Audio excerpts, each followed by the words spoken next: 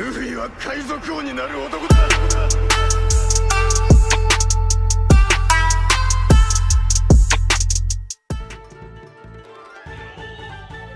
Fala galera, sejam bem-vindos a mais um vídeo no canal Supernovas, o canal favorito do Eiichiro Oda. Meu nome é Samuel e eu estou aqui com meu parceiro Isaac. Fala galera. E hoje, galera, a gente vai fazer mais uma review de capítulo, dessa vez do último capítulo do ano, o 1036. E esse demorou, hein, Samuel? Verdade, cara, já tava pensando que ia ficar só pro próximo ano. O nome desse capítulo é O Caminho do Bushido é Encontrar a Morte. E esse título faz referência a Hagakure, um guia para ser um guerreiro, o que provavelmente faz referência direta ao próprio Zoro. E nós já começamos com uma linda capa colorida com os Mugiwaras brincando na neve em uma cidade congelada. E é sempre bom vermos essas capas coloridas para aliviar da tensão que estamos vendo na obra. Mas é claro que ela não serve só para isso, como para nós é importante para o próprio capítulo e isso referente ao Luffy. Nós já falamos em capítulos passados que o Luffy foi capaz de ferir verdadeiramente Kaido quando usou fogo e até mesmo fez ele tremer e desviar do soco dele banhado em chamas mesmo sem haki. E é aí onde as capas entram. Tanto a capa em que Luffy aparece como Ken de Street Fighter, quanto nessa, Luffy está com chamas fixas em suas mãos e no caso dessa capa está no casaco dele. Elas não parecem ser apenas para golpear, mas como se elas estivessem ali em um tipo de modo diferente. E isso não só se parece muito com o do próprio Nika, como também é o mesmo ataque que Luffy usa no fim desse capítulo. Mais uma vez o Rock Gun, referenciando o primeiro, e a nossa aposta é que o próximo modo que Luffy vai usar para vencer o Kaido finalmente é esse, sendo Gear 5. Vai ser como o poder das chamas que Luffy pode emanar diretamente de seu corpo e assim fazendo o dano necessário para que ele vença Kaido.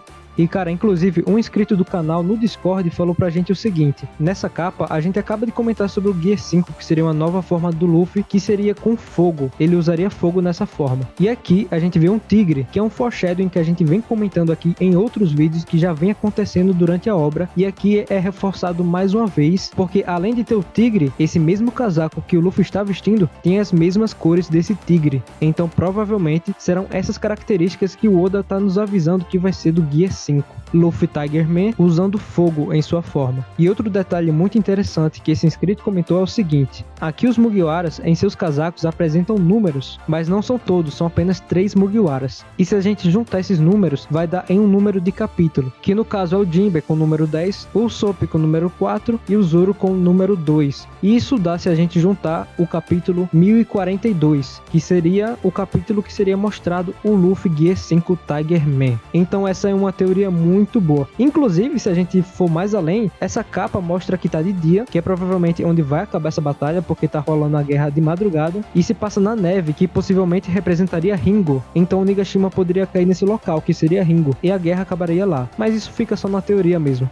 Inclusive, esse mesmo inscrito, ele notou uma palavra em francês escrita lá no fundo da foto, a palavra soleil, que representa sol. E a gente pode notar que essa cidade congelada tá derretendo. Então, se a gente for fazer uma interpretação dessa cena, pode ser que isso represente a chegada de Nika em Wano, trazendo o sol e o amanhecer tão aguardado para esse povo. Beleza, agora vamos direto pro capítulo que só nessa capa já teve muito conteúdo. Nós começamos o capítulo aonde o último parou, com o resultado da batalha entre Zoro e King e, como já esperávamos, o homem solou mais uma vez. King teve sua espada quebrada e sua asa direita cortada, e Zoro ainda estava lá emanando o haki e quase fazendo uma pose de Jojo. Antes que o King perca a consciência, ele começa a se lembrar de Kaido e entramos em um flashback que eu afirmo a vocês sem dúvida alguma. Foi um dos mais curtos, mas um dos mais importantes de toda a obra. E não é exagero. O Kaido pergunta pro King: você ainda acha isso? Acha que eu sou o Joy Boy? Só nessa linha nós temos coisas importantíssimas para observar. Primeiro, o Joy Boy é sim uma profecia de alguém que virá, como nós já sabemos. E que essa pessoa, quando aparecer, dará claros sinais de que ele está chegando. Esse termo e essa profecia podem se encaixar em qualquer um, desde que tem a capacidade de mudar o mundo com suas próprias ações e força. Segundo, Kaido descobriu sobre Joy Boy claramente através de King, e essa tal lenda é algo relacionado à raça de Albert, afinal, ele sabe disso mesmo sem o Poneglyph.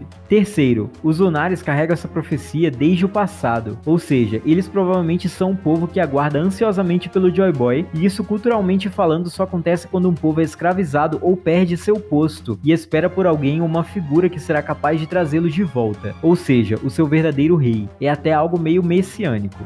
A próxima fala de Kaido é tão importante quanto: o mundo que eu estou criando é realmente o que você queria? E aqui se inicia algo que vai ser importantíssimo pro fim do capítulo: a dualidade entre Kaido e Luffy. Eles dois são lados de uma mesma moeda. Acompanhe comigo. Kaido afirma isso logo após de se perguntar se ele seria o Joy Boy, ou seja, o mundo que ele quer criar é diferente do mundo que Joy Boy queria, como o próprio Albert pergunta no capítulo passado pro Kaido. Nós sabemos muito bem desde o capítulo Nova Onigashima que o mundo que Kaido quer é um mundo de guerra e violência. Agora veja como isso ficou claro. Kaido almeja um mundo separado pela violência, então Joy Boy quer um mundo unido pela paz. E é isso que Luffy deseja e é esse o mundo que Luffy vai criar. E isso fica estupidamente claro quando King diz a mesma frase que Zoro: eu não vou perder até fazer de você o